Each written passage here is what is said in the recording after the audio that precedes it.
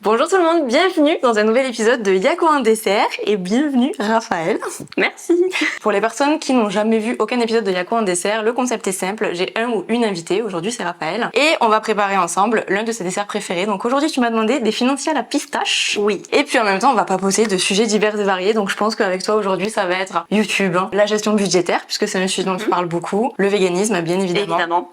Bref, on va papoter tranquille. Et si tu veux, avant qu'on commence, petite intro peut-être. Bien sûr. Qui tu es, ton parcours, présentation de ta chaîne. Alors du coup, moi j'ai une chaîne YouTube sur laquelle je parle donc de recettes végétales, mais plutôt adaptées à un petit budget. Et après, petit à petit, je sais pas trop comment j'ai dévié sur la question de l'argent. Donc je me suis mise à parler aussi de mon propre budget, du budget de mes abonnés aussi.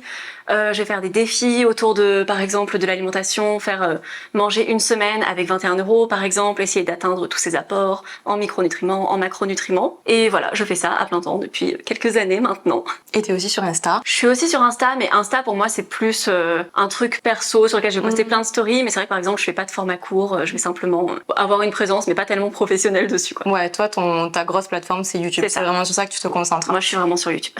Et je me souviens plus, t'as dû en parler plein de fois sur ta chaîne, mais comment t'es devenue végane? Quel a été l'élément déclencheur qui a fait qu'un jour tu t'es dit j'arrête les produits d'origine animale et je deviens végane? J'ai toujours été quand même assez sensibilisée aux animaux, j'ai toujours... on a eu des animaux à la maison et je me suis toujours dit qu'un jour je voulais être végétarienne, je savais pas que le véganisme existait à l'époque. Même quand t'étais petite? Oui, je m'intéressais au végétarisme, après j'avais pas spécialement réussi à le faire, enfin j'essayais, je disais à mes parents que je mangeais plus de viande et au bout de 3 jours j'en remangeais globalement. Okay. Donc c'était déjà un truc qui te travaillait? C'est ça, mais je savais pas comment. Et je me suis dit que je le ferais le jour où je serais indépendante. Ok. Et c'est comme ça qu'avec mon copain, il y a 8 ans, on a décidé de devenir végétarien, on a regardé Earthlings, et du coup on a décidé de devenir vegan pour être en cohérence un petit peu avec ce qu'on voulait pour les animaux. Trop bien, vous êtes devenu vegan, un amoureux du coup. C'est ça. Le reportage, on va dire, qui t'a vraiment fait changer, c'est Earthlings. Oui, c'est ça. Est-ce que t'en as d'autres à conseiller qui t'ont beaucoup marqué ou qui t'ont aidé aussi dans ta transition? J'avoue que après ça, j'en ai pas tant regardé que ça, parce que une fois que t'as vu, t'as plus tellement envie de revoir ces images. Mais sinon, après, dans ma transition, c'est vrai que je me servais beaucoup des blogs, du site d'L214, de plein d'infos qu'on pouvait trouver. J'ai essayé de me diriger aussi vers les informations, on va dire officielles, qui sont données sur la nutrition, mais comment les atteindre en vegan. Et c'est vrai que par exemple au début je rentrais souvent mes apports sur chronomètre pour voir si j'atteignais bien mes besoins en fer. C'était une problématique que j'avais à ce moment-là parce que avant d'être végane j'étais carencée en fer pour le coup. Donc j'avais vraiment envie de faire attention à ça parce que il y avait un peu les rumeurs sur le fait que quand on est végane on peut être anémié. Et j'ai réussi à remonter mon taux de fer d'ailleurs en étant végane sans prendre de compléments. Trop drôle parce que Flo c'est pareil, il était carencé en fer avant d'être végane et en devenant végane tout s'est réglé de manière naturelle sans rien faire. Alors que, je mangeais de la viande rouge, je mangeais des abats, moi j'étais pas du tout compliquée sur la viande, je mangeais absolument toutes les viandes et j'en mangeais assez souvent, mais en fait c'est juste que ma carence elle était liée à d'autres facteurs et que c'est juste que je m'étais jamais concentrée parce que quand t'es omnivore généralement on te dit pas spécifiquement de te concentrer sur tes apports donc tu le fais pas et juste en me concentrant un peu dessus en étant végane, j'ai pu tout remonter progressivement. C'était il y a combien de temps du coup que t'as vu Earthlings et que t'es devenue végane? C'était il y a un peu plus de 8 ans maintenant. 8 ans, ok, ça commence à faire du coup. Ouais, ça représente un bon moment. Alors let's go, on se fait ces petits financiers. Et du coup YouTube, comment tu t'es amenée à YouTube? Alors donc là t'as que des ingrédients basiques. Okay. Donc je sais tout à l'heure tu m'as dit que t'aimais pas trop faire de la pâtisserie, mais là... J'aime bien manger de la pâtisserie. T'aimes pas la faire. Mais là tu vas voir c'est que des ingrédients basiques et ça prend vraiment pas longtemps de faire des financiers. Donc ici t'as du lait de soja, de l'huile, de la poudre de pistache. Donc là j'ai des belles pistaches bien vertes Elles sont magnifiques. que j'ai un petit peu torréfiées pour leur donner plus de goût. Un petit peu de sucre, je sucre pas trop puisqu'après on va faire un petit glaçage au chocolat blanc, donc ça va déjà sucrer un petit peu. Et de la farine et de la poudre à lever. Donc première étape, on va rajouter un petit peu de vinaigre de cidre dans le lait de soja et je te laisse mélanger. Allez, on touille. Comment t'arrives à concilier ton mode de vie vegan avec tes thématiques de frugalisme ou de gestion budgétaire? Pour moi, ça s'intègre totalement ensemble puisque finalement, quand tu cherches à réduire ton budget sur l'alimentation, les légumineuses, le tofu, c'est quand même des basiques, le tofu de magasin asiatique particulièrement, ça aide énormément à réduire le budget. Donc je trouve que ça va même dans un truc assez cohérent finalement, même dans l'imaginaire commun, même si parfois les gens pensent que le véganisme c'est cher. C'est pour ça que je te pose la question parce que je pense qu'il y a beaucoup de personnes qui associe le véganisme à un mode de vie super cher. Et souvent, t'en as qui disent être vegan, c'est un truc de bobo, c'est que pour les riches. Et en fait, quand t'as pas d'argent, tu te poses pas ces questions. Bah, ça peut, en fait, on peut faire les deux en étant vegan. On peut à la fois manger des trucs super chers, tout comme on peut, enfin, je sais pas, si on aime par exemple les fromages affinés de spécialité, enfin, t'en as des excellents, c'est cher, c'est des produits de luxe. Et pareil, t'as des excellents chocolats, des excellentes noix, etc. Mais c'est souvent, enfin, quand quelqu'un a des problèmes de budget, très souvent, il va couper un peu la viande, il va couper un peu le fromage, il va acheter moins de poissons, enfin, ce genre de choses. Souvent, tu te rabats sur une alimentation, même sans forcément chercher à le faire, qui est plus végétale. Le truc, c'est que je pense que les gens, ils voient surtout le prix des simili-carnés dans les supermarchés et ils associent ça au fait que le véganisme c'est cher, alors que t'es pas obligé de consommer ce genre de produits au quotidien. C'est ça. Tu peux très bien avoir une alimentation végane et tout à fait abordable, peut-être même plus abordable que si t'avais une alimentation carnée. Bah totalement. Les gens, ils vont comparer le prix au kilo des simili-carnés avec de la viande bas de gamme, par exemple, ou ils vont comparer le fromage vegan avec les fromages que tu trouves en supermarché. Mais en fait, c'est vraiment pas ça la cuisine de tous les jours. Généralement, quand t'es vegan, c'est pas ça. Et même quand tu manges des simili-carnés, tu peux très bien t'en sortir pour un budget équivalent à quelqu'un qui achète de la viande à Monoprix ou des fromages un peu particuliers. Enfin, je pense qu'en fait, on peut vraiment faire de tout, mais que si vraiment on doit essayer de faire le plus petit budget possible, et quand je fais des défis, par exemple, à 1 euro par repas, ce genre de choses, je le vois vraiment, j'ai déjà comparé le prix par protéine, enfin par gramme de protéines par rapport entre des produits d'origine animale et des produits d'origine végétale. Souvent, les produits d'origine végétale vont gagner. Quand tu fais ton sétan maison à la farine lavée, t'obtiens un ratio quantité de protéines prix que t'obtiens avec aucun produit d'origine animale, même avec des œufs premier prix en fait. Mais ça, les gens, ils ont la flemme de faire leur sétan. Oui, non, ça c'est clair. Ça demande un peu de temps derrière, mais c'est très bon. Je recommande de le faire. On ajoute le sucre. Vas-y, tu peux ajouter. Et tu peux continuer à touiller. Je vais en attendant allumer le four. Bah, c'est vrai que là, il y a rien de compliqué. Enfin, il y a rien que t'achètes sur une boutique végane compliquée. Non. Enfin, bah justement, en fait, dans les recettes que je propose sur YouTube ou même dans mes formations, j'essaie vraiment de rendre la pâtisserie végétale accessible à tous. Parce que moi, c'est vraiment ce qui m'a manqué quand je suis devenue végane, de savoir faire des gâteaux avec des trucs abordables. Et au début, j'achetais plein de produits bizarres en me disant qu'il y en avait besoin pour réussir à faire des gâteaux véganes, alors qu'en fait non, il suffit juste de comprendre un petit peu comment ça fonctionne et de prendre de nouvelles habitudes en végétal. Mais en fait, tu peux tout faire avec des ingrédients de supermarché. T'as pas besoin d'avoir des trucs que tu dois commander sur internet ou des produits super chers. Et en fait, avec des ingrédients basiques, tu peux faire des gâteaux super bons. Et si tu dis pas que c'est vegan, tu vois même pas la différence, c'est ça. Mais il y a 8 ans, quand je cherchais des recettes de gâteaux véganes, en fait, à la fin, j'allais même plus les chercher sur les blogs véganes ou pas. Ouais. Parce qu'à l'époque, tu voulais juste faire un gâteau vegan et direct, c'était le truc, il allait être IG bas, sans gluten. C'est ça. C'était avec de la farine de patate douce, du sucre rapadura. Enfin, t'en avais pour 20 € pour faire ton gâteau. Alors que tu peux juste remplacer, enfin, tu switches quelques trucs. S'il y a une texture qui est amenée par l'œuf, tu le remplaces par autre chose qui va amener cette texture-là. Exactement. Enfin, tu remplaces le beurre par de la margarine, enfin, le lait par du lait de soja. C'est pas hyper compliqué non plus. Et mais moi, c'est vraiment ça que je veux montrer. C'est que c'est à la portée de tout le monde. Tu vas voir, ces petits financiers, tu peux les faire chez toi en 10 minutes. C'est vraiment pas compliqué. Et t'as pas besoin d'aller dans des magasins spécialisés. Souvent, tu peux faire un gâteau vegan avec ce que t'as déjà dans tes placards, tu vois. Bon, là, j'ai pris des pistaches, tout le monde n'en a pas chez soi. Mais bon, tu peux faire la même chose avec de la poudre d'amande. Et globalement, je pense que tout le monde a de la farine, tout le monde a de l'huile, tout le monde a du sucre. Et la poudre de pistache, tu la trouves où? Je l'ai faite moi-même, je les ai oui, tu l'as mixée, d'accord. Oui, nickel, enfin, à la source directement. Ouais. C'est bon là? Yes. Alors là, tu vas tamiser la farine. Et si t'avais un ingrédient, est-ce que t'as genre vraiment des ingrédients chouchou, vegan et petit budget que tu pourrais conseiller? Surtout dans les protes. Ouais, le tofu. Le tofu de magasin asiatique, ça vraiment pour moi, c'est... En plus, c'est vraiment meilleur en magasin asiatique. Il est tellement bon, mais vraiment, enfin... En fait, ce qui est bien, c'est que c'est à la fois... C'est quand même assez peu transformé, enfin c'est juste du lait de soja caillé concrètement. C'est facile à cuisiner, genre tu le fais juste poêler, enfin c'est clair. C'est bon, c'est j'adore ça. Après j'aime bien le tempeh de magasin asiatique, mais on le trouve moins facilement, je trouve. Ouais. Bah, c'est trop intéressant comme source de protéines. Après moi j'adore le sétan à la farine lavée, mais c'est vrai que c'est un effort quoi. Après je trouve que c'est pas tellement plus d'effort. Tu vois par exemple t'as des gens qui font leur pain maison. Je trouve que le sétan maison, si tu compares le prix au kilo du sétan dans le commerce par rapport à ce que tu gagnes à le faire maison et par rapport au pain, à ce que tu gagnes en faisant ton pain maison. Oui, c'est clair. Mais en fait, pour le sétan, c'est quand même hyper rentable. Tu récupères un sétan de 1,3 kg qui vaudrait 25 € au magasin bio. Ouais, non, mais et parce que t'as passé du temps dessus. Après, je comprends qu'on n'ait pas tous le temps de le faire. On peut le faire au gluten aussi, mais je trouve que c'est pas aussi bon. Surtout que le pain, c'est vegan de base, donc... Oui, c'est ça. Parce qu'il y en a aussi qui trouvent que, par exemple, bah là, j'ai sorti une formation sur la brioche il y a pas longtemps, et c'est vrai que la brioche, c'est long à faire, et ça peut être décourageant, le fait que tu doives attendre les temps de pousse, etc. Mais en fait, tu trouves jamais de brioche vegan dans le commerce. Oui, c'est ça. Ça n'existe pas vraiment, ou alors c'est super cher. Donc finalement, ça vaut le coup de le faire soi-même et éventuellement d'en congeler et d'en avoir pour plus tard, tu vois. Si t'aimes bien la brioche, bien évidemment. Totalement. Ça sent trop bon.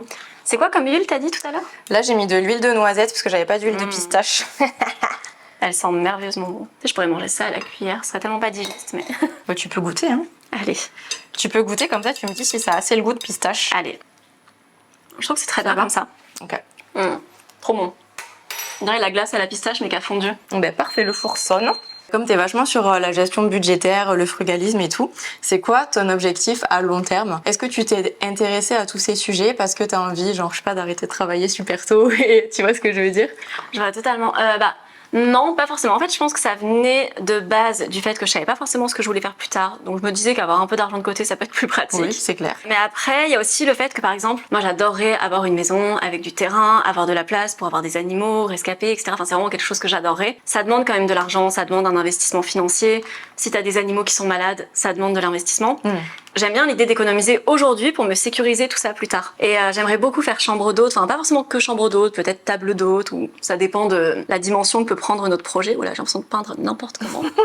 Et par exemple, tu vois, c'est un projet qui peut être assez risqué. Des fois, tu te casses la gueule quand tu fais chambre d'hôte. Tu dois faire un gros crédit immobilier, faut rentrer dans tes charges. Et je me dis que si je peux acheter ma maison avec le moins de crédit possible, ça sécurise énormément mon projet. En fait, moi, c'est surtout ça, c'est sécuriser les choses. Et globalement, j'aime l'idée de pas tant consommer que ça au quotidien. Même si je consomme aussi, et j'ai aussi des choses qui sont pas forcément hyper écolo. Enfin voilà, personne n'est parfait, mais j'essaye de trouver ce qui est en accord avec ce que j'ai envie de faire. Et je sais pas, j'aime bien ce quotidien-là. Et je trouve aussi que ça me donne la liberté de continuer mon activité, même si à un moment ça me rapporte un peu moins, par exemple, parce que j'adore mon métier et j'aimerais pas arrêter même si ça me rapportait moins. Et le fait d'avoir de l'argent de côté, ça te donne cette sécurité-là. En fait, c'est vraiment comme ça que je le conçois. Moi aussi, j'aimerais trop avoir une maison avec un grand jardin. Je crois que c'est le rêve de 80% des véganes. C'est pas le même budget. C'est bon là, j'ai bien peint. Mais écoute, ça me paraît pas mal. Tu vas pouvoir prendre une poche à douille. C'est hyper rapide quand même. Ouais. Tu sais remplir une poche à douille ou pas? Non. Alors, je te montre. Tu retournes la bête. Fais droitière, ouais. Tu mets ta poche autour de ta main gauche, comme ça. Ok. Là, tu vois, t'as un trou. Tu peux venir remplir ta poche et tu t'aides de tes doigts, tu vois, pour ça marche. rentrer la PrEP. Allez, moi je récupère ton empreinte de main. Oh là là, je suis beaucoup moins propre que toi. Ça fait combien de temps que t'as ta chaîne YouTube, là? Ça fait 4 ans et quelques, bientôt 5 je pense. C'est quoi les défis auxquels t'as été confrontée en tant que créatrice de contenu, surtout sur YouTube?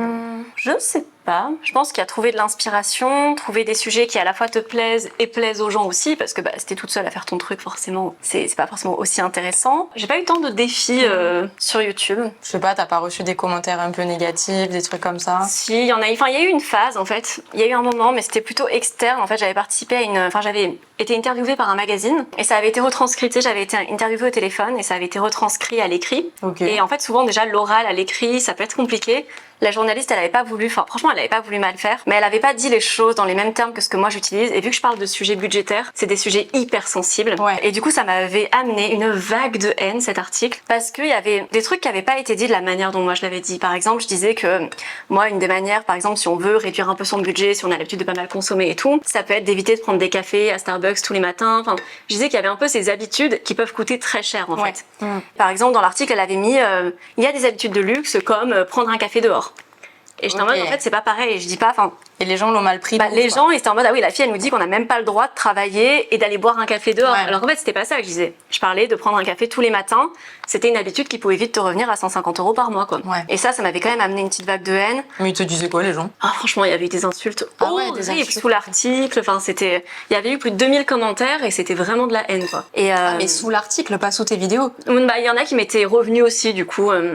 Et après, tu sais, tu peux pas t'empêcher des fois d'aller voir les commentaires, même si tu sais qu'il faut pas, t'y vas quand même. Et après, dans les commentaires, j'ai jamais eu trop de remarques sur le véganisme. Pourtant, j'en parle, je pense que dans chacune de mes vidéos, même qui parle de budget, ça revient à un moment ou un autre. J'ai jamais eu trop de commentaires dessus, enfin, c'est très très rare. Mais par contre, sur la question de l'argent, c'est arrivé. Je pense, par rapport au fait que je sois une femme qui parle d'argent, il a pu arriver que j'ai des commentaires de mecs qui viennent donner leur avis. Ouais, tout le temps des mecs qui viennent étaler leur science, qui croient mieux que tout le monde. Tu vas du coup pocher tes petits financiers. Je vais te montrer le premier. Toi, t'avais eu déjà des vagues de commentaires, des choses comme ça, des choses... alors moi, figure-toi, je ne vois pas les commentaires parce que c'est Flo qui les modère. Parce que moi, en fait, dès que j'ai un commentaire un peu négatif ou un peu insultant, ça me prend trop à cœur. Ouais, franchement, ça me retourne et je le prends trop à cœur et je remets toute ma vie en question. Et du coup, Flo, il me dit, franchement, je préfère modérer pour toi et surtout quand c'est des trucs pas constructifs. Il enlève pas tout, tu vois. Quand il y a des critiques constructives, il les laisse. On peut ne pas être d'accord. On peut ne pas être d'accord et ça, il y a aucun problème. Mais par contre, les trucs méchants, ça, il enlève tout. Mais même blessant, quoi. Ouais, les trucs débiles sur les anti-véganes, tu vois. Les anti-véganes qui viennent mettre leur grain de sel, ça, il enlève tout. Moi, j'aime bien leur répondre et laisser la réponse. Ouais. Comme ça, je me dis, si quelqu'un pense pareil, il sait ce que j'en pense, tu vois. En fait, les gens, ils prennent leur droit, on va dire, à te dire quelque chose parfois d'hyper désagréable. Et j'aime pas parce que des fois, tu sais, tu lis ce commentaire, il a un effet sur toi. Ouais. Et les gens, ils sont en mode, oui, mais réponds pas. Mais moi, j'ai pas envie de le laisser, en fait, me dire ça. Ouais, je comprends. Mais du coup, vu que tu tombes pas dessus, c'est clair que ça protège. Allez, let's go. Du coup, faut pas que tu remplisses jusqu'en haut parce que ça va gonfler. Hein. Ok. Essaye quand même de faire un truc un peu régulier. Je vais essayer. Il a pas la même forme. C'est pas grave. Oh, désolé. Regarde, en fait, tu vois, je pars de là, du bas. Ok, t'es parti du bas. En fait, c'est que moi, il a commencé à couler avant que je veuille qu'il coule. Tu vois, comme ça te fait un truc un petit peu plus régulier. On va tenter.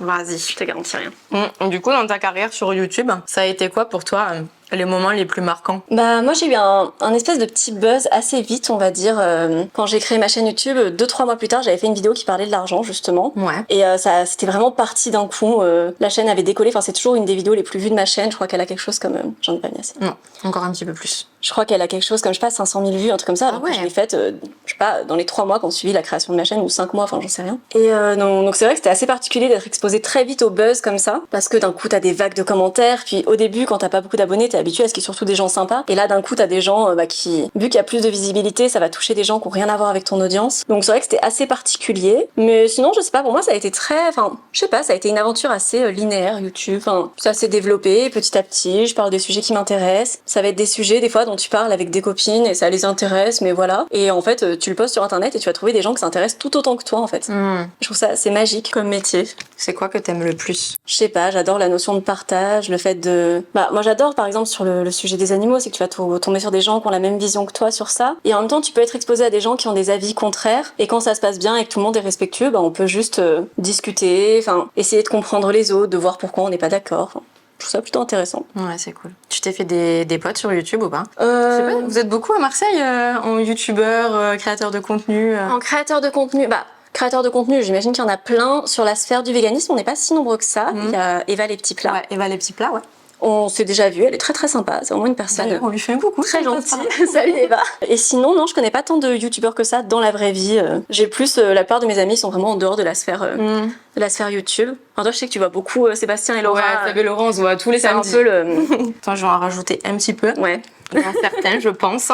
Ouais, vous êtes un peu le groupe qui fait plein de sorties ensemble et tout. C'est vrai que c'est. Ouais, bah c'est vrai. Moi, j'aime bien avoir des potes qui font un peu la même chose que moi. Je trouve que c'est sympa de pouvoir partager sur ça, tu vois, parce que... Oui, ça fait un peu comme des collègues de travail avec qui tu peux discuter des galères du moment, des choses comme ça. C'est ça. Puis surtout, je pense que quand t'es tout seul sur tes réseaux, sur ta chaîne et tout, tu peux vite te sentir un peu seul, tu vois. Ouais. Toi, ça va, tu te sens pas trop...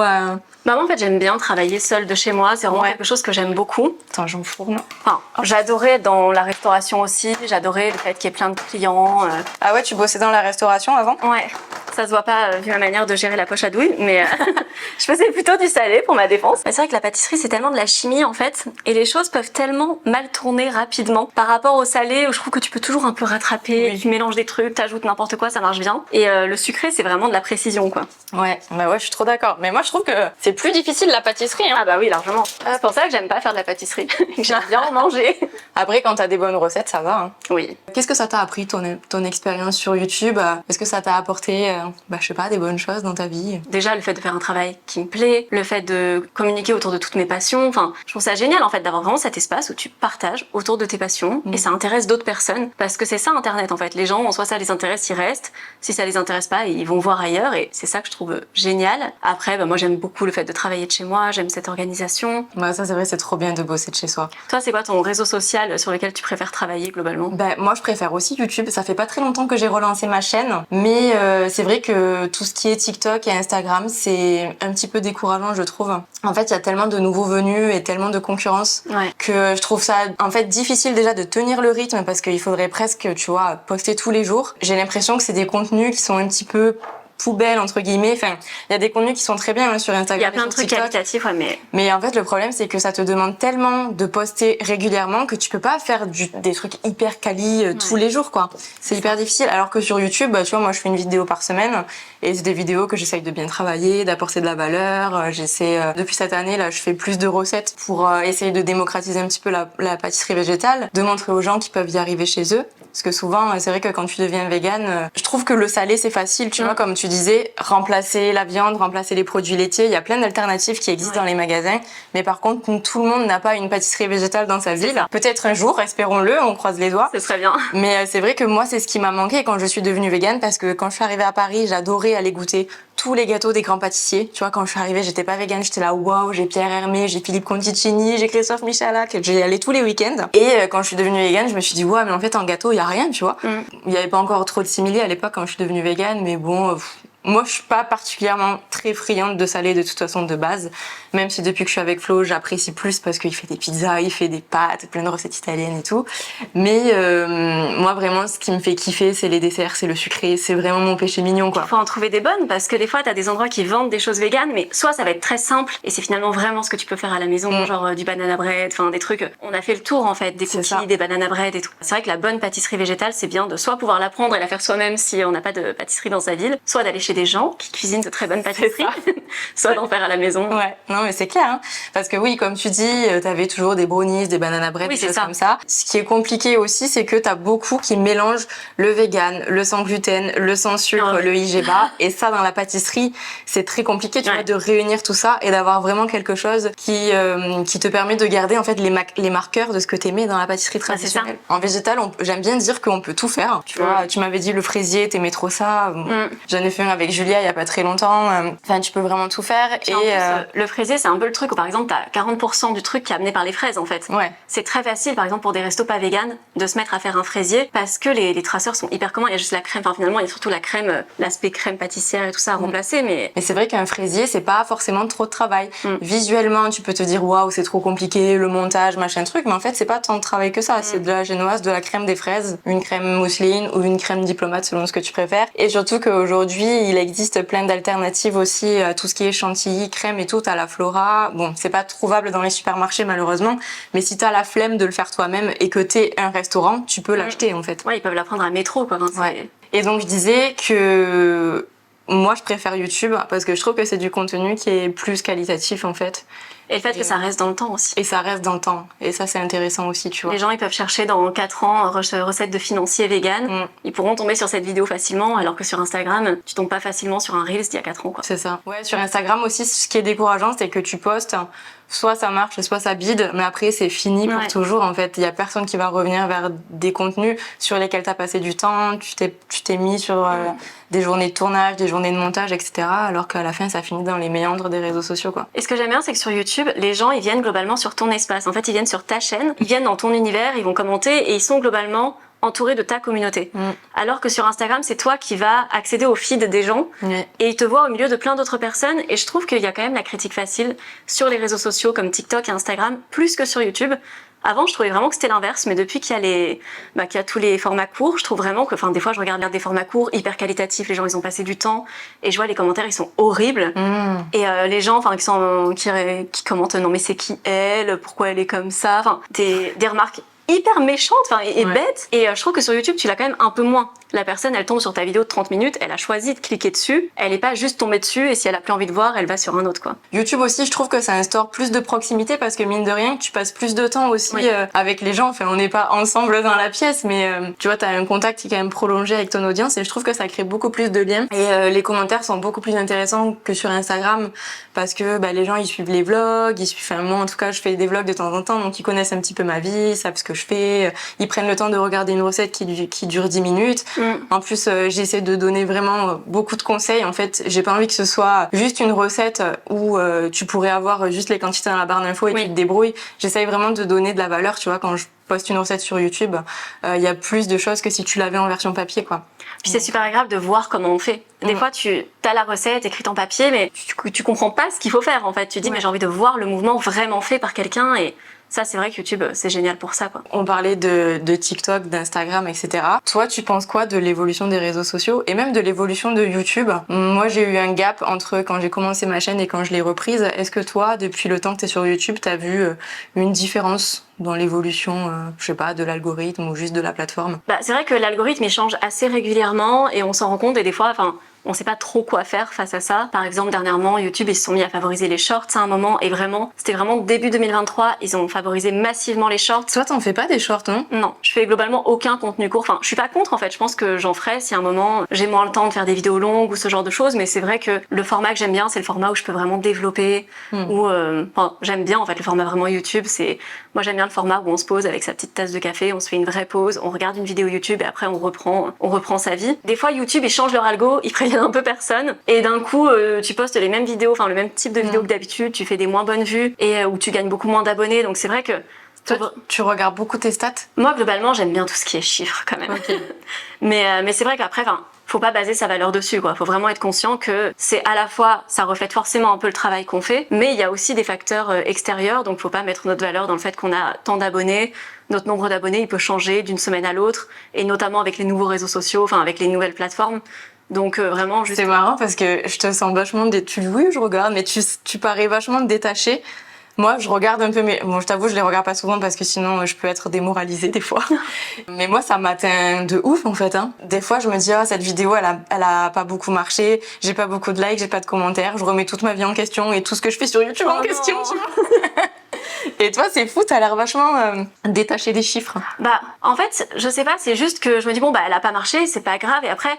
Des fois, je prends du recul aussi, je me dis peut-être qu'on dirait qu'elle a pas marché, mais parce que, je sais pas, disons qu'elle a fait 10 000 vues, alors que mes autres vidéos font 20 000 vues.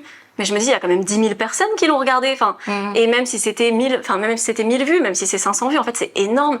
Ça veut dire qu'il y a plein de gens qui ont pris de leur temps pour le regarder, je trouve ça énorme quand même. Et je trouve qu'il faut pas tomber dans la comparaison, même la comparaison avec soi-même, en fait. Ouais. Même de se dire, oui, mais il y a un mois, je faisais mieux. Il y a plein de... Mais après, YouTube aussi, je trouve c'est dur parce que quand tu sors une vidéo, il te dit, cette vidéo, par rapport à tout ce que vous avez posté avant, elle est à 8 sur 10. Et ça, toi, c'est vrai que putain, mais j'ai sorti une vidéo nulle, quoi, du coup.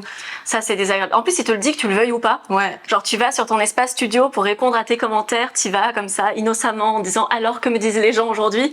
Et ça fait 9 sur 10, votre vidéo performe moins de spectateurs réguliers choisissent de la regarder. Ouais. Tu dis, ah mince, peut-être que les gens ils aiment pas ce que je fais. Bah ouais. Et c'est vrai que ça peut être dur si t'as un enchaînement, plusieurs semaines d'affilée, à chaque fois que tu sors tes vidéos, elles marchent toujours moins bien. Et ça, c'est des phases, je pense, qui sont assez difficiles, mais globalement, ça fonctionne un peu en boucle. Il y a des moments, ça revient. Et c'est pareil quand je pense que limite, les moments les plus durs à vivre en création de contenu, c'est quand t'as des buzz, parce qu'il y a quand même un côté où c'est assez, c'est grisant, t'as plein de commentaires, plein de vues.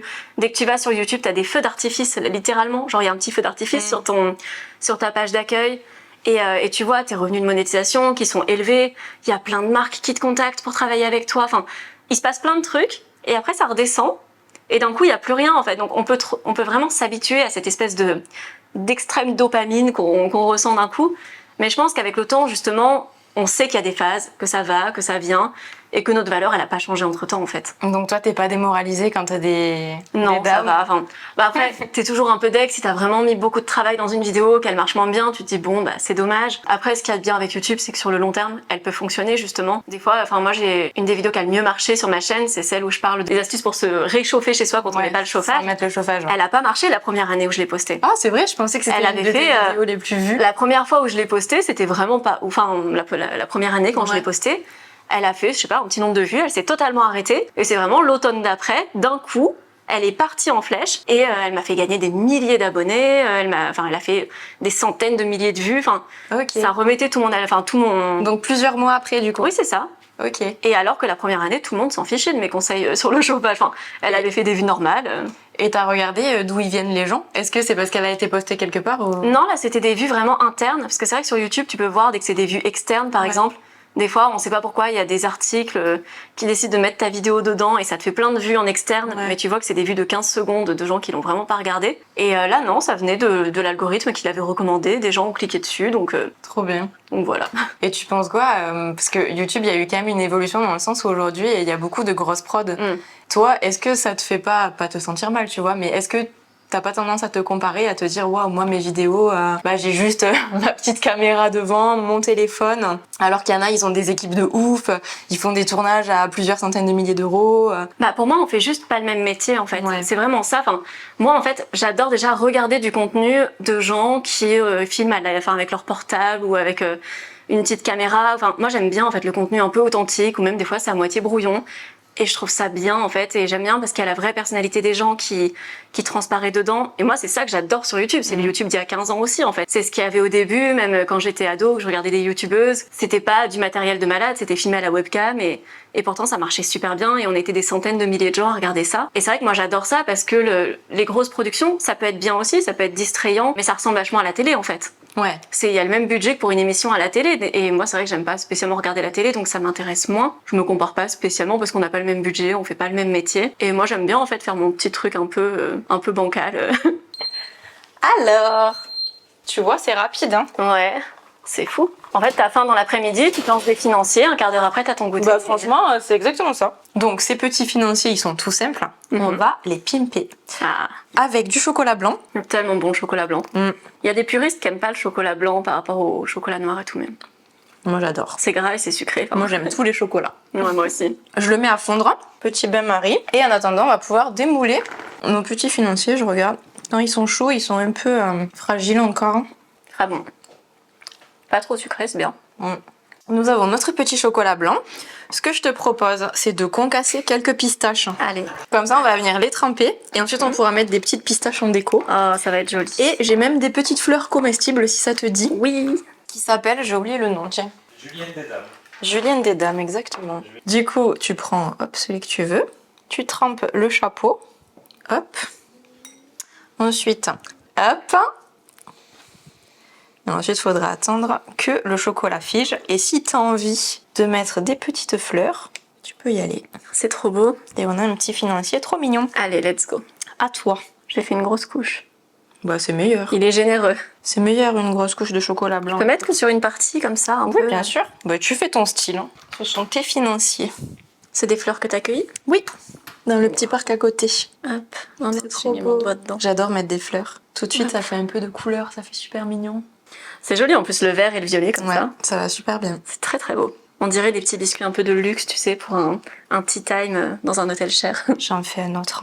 Mais tu vois, j'aime bien faire ça parce que même tu peux faire des petits cakes classiques. Et juste le fait de faire un petit chapeau en chocolat, Ça change tout. mettre hop quelques petites pistaches ou des petits oléagineux, quelques fleurs, mais en fait ça rend le truc vraiment super mignon quoi. Ça casse tout de suite le côté juste, ouais, c'est un gâteau quoi. C'est ça. Mais j'avais vu tes madeleines, elles donnaient trop envie. Ouais. C'est fou ça, les madeleines, c'est un truc qu'on trouve hyper difficilement en vegan dans les restos oui. et tout, je trouve. Pourtant c'est super facile à Ouais, faire c'est les ça. madeleines. Est-ce que t'as déjà pensé à arrêter YouTube? Si jamais tout s'arrêtait, peut-être que demain YouTube ça ferme, j'en sais rien, il n'y a plus aucun réseau social. Tu ferais quoi comme métier? Alors, arrêter de moi-même, je pense pas, en tout cas pas actuellement. Mais c'est vrai que par exemple, moi j'aimerais bien quand même me lancer plus sur d'autres formats, comme par exemple le podcast. C'est vrai que ça c'est quelque Mais chose. t'as commencé un podcast? J'ai un podcast, mais en fait, j'arrive pas à trouver le temps de faire des épisodes de podcast. Du coup, c'est assez prenant. Et puis souvent, c'est des sujets que je peux aborder sur YouTube aussi. Donc, je sais pas, je pense que je me limite un peu moi-même par rapport au podcast. J'ai peur que ce soit pas assez bien. Autant sur YouTube, j'ai pas peur de faire des trucs un peu brouillons de temps en temps parce que c'est ce que j'ai fait au début. Alors que le podcast, je me mets plus la pression, je pense. Mais donc je pense que j'aimerais bien partir sur ce format-là pour varier un peu. Et sinon, si on sort un peu des métiers d'internet, quoi, il y a plein de choses que j'aimerais bien faire. Je pense que en ayant été sur les réseaux sociaux, tu te crées des compétences quand même qui peuvent servir en vrai si un jour t'as envie d'être salarié pour une marque. Bah il y a plein de choses de savoir réunir une communauté autour de soi, de parler de plein de sujets, de les développer. Et Toi, t'avais fait quoi comme étude? alors moi j'avais fait des études de psychologie que j'ai arrêtées au bout de la 3e année. Ok. Mais sinon c'est vrai que moi j'étais partie dans la restauration, j'aimais le côté concret du métier, de cuisiner, enfin c'est vrai que j'adorais ça aussi. Mais pour autant je retournerai pas forcément dans la restauration aujourd'hui parce que je pense que c'est quand même un métier qui est très usant. Mais en tout cas je le ferai pas de la même manière que ce que je faisais à l'époque où vraiment j'étais beaucoup trop multitâche. Je faisais de la cuisine, des livraisons, je faisais le service. Enfin fallait s'occuper de plein de trucs. C'était 3 métiers en un. Mais par contre j'aimerais bien plutôt faire sinon un truc à mon compte comme table d'hôte par exemple. Mais ça c'est vrai que c'est plus dans la continuité logique où j'ai besoin de continuer à faire dans tous les cas le métier que je fais aujourd'hui parce que le fait d'être chambre d'hôte aujourd'hui ça me serait pas accessible par exemple. Et sinon en autre métier, je sais pas, en fait je pense que les choses viennent un peu sur le tas des fois où on voit des opportunités qui s'offrent à nous, c'est comme quand on fait n'importe quel métier. Si demain on a une boulangerie et qu'on nous dit et si ta boulangerie elle s'arrête, bah soit on fait autre chose, soit on va travailler comme boulanger chez quelqu'un d'autre. Enfin, on mettra toujours les compétences qu'on a acquises au service d'un autre métier. Globalement on fait le métier qu'on fait parce qu'on en est venu à faire ce métier en fait. Il y a eu les opportunités qui ont fait que, il y a eu les offres et donc on en est arrivé à faire ça. Mais je pense que la plupart des gens, tu demandes aux gens dans la rue si tu faisais pas ce métier, tu ferais quoi? C'est très dur en fait. On la pose souvent aux créateurs de contenu et je trouve qu'on nous pose très souvent la question très facilement mais t'arrives à en vivre, mais tu fais quoi si ça s'arrête? Alors qu'il y a tellement de métiers qui sont instables aussi. Enfin, Oui, c'est vrai. c'est... Non, mais oui, c'est juste que c'est un nouveau métier qui est pas C'est ça. forcément bien compris, bien connu. Et vu qu'on l'a tous un peu fait en amateur au début, sans forcément vouloir gagner de l'argent avec, Ouais. il y a cette dimension-là aussi où les C'est gens vrai. se disent ah bon, on peut gagner de l'argent en faisant ça. Et toi, c'est qui les personnes que t'aimes bien regarder sur YouTube? Je regarde tellement de contenu. Déjà, je pense que je regarde à peu près tous les véganes d'internet. Ah ouais. Enfin, c'est pas, je regarde pas tout, mais j'aime bien les suivre pour les soutenir parce que je trouve ça cool. Dès lors que je suis un minimum d'accord avec la plupart des choses de leur chaîne, quoi. Enfin, pas forcément d'accord, mais que ça m'intéresse. Et après, je regarde des vidéos anglophones qui parlent du sujet du frugalisme, ou bon, du véganisme aussi, du minimalisme. Et après, j'aime bien des fois certains trucs de divertissement, par exemple. J'aime bien les vlogs de Lena Situation. Moi aussi, j'adore. Enfin, je trouve qu'ils sont... Les vlogs d'août tous Non, les ans. mais voilà, ils sont géniaux. Et je sais pas, j'aime bien plein de contenus. Je pense que je regarde surtout des femmes sur les réseaux. Je pense que ça doit vraiment être 80% femmes, 20% hommes. Et je sais pas, j'aime bien plein de choses. Des fois, je me balade sur YouTube, t'as des recommandations. Je trouve que c'est quand même assez bien fait. Donc tu trouves des trucs qui t'intéressent et je regarde tout ça. Ouais. Mais globalement, on peut voir à qui je suis abonnée sur Instagram et ça montre les gens que je suis globalement sur les réseaux. Bah écoute, Raphaël, merci beaucoup. Où est-ce qu'on peut te retrouver? Principalement sur YouTube, donc Mûre et Noisette sur YouTube. Il y a mes 4 petits épisodes de podcast sur mon podcast, du coup, Mûre et Noisette aussi. Et sur Instagram, où je poste surtout en story, et pas en Reels, du coup. Bah écoute, j'espère que t'as passé un bon moment. Moi, j'ai trop kiffé faire cette vidéo On avec s'est toi. bien régalé, on a encore de la bonne régalade qui vient, parce que là, ce qu'on voit pas, c'est qu'on a mangé les petites chutes, qu'on a mangé plein de petites choses en attendant. Mais j'ai juste hâte de manger ces petites merveilles. Bah, merci beaucoup en tout cas d'avoir regardé cette vidéo jusqu'à la fin. Comme d'habitude, si vous avez aimé cette vidéo, pensez à mettre un petit like. Pensez aussi à vous abonner à la chaîne et à activer la cloche pour ne pas rater les prochaines vidéos. Et moi, je vous dis à la semaine prochaine pour une nouvelle vidéo. Bye!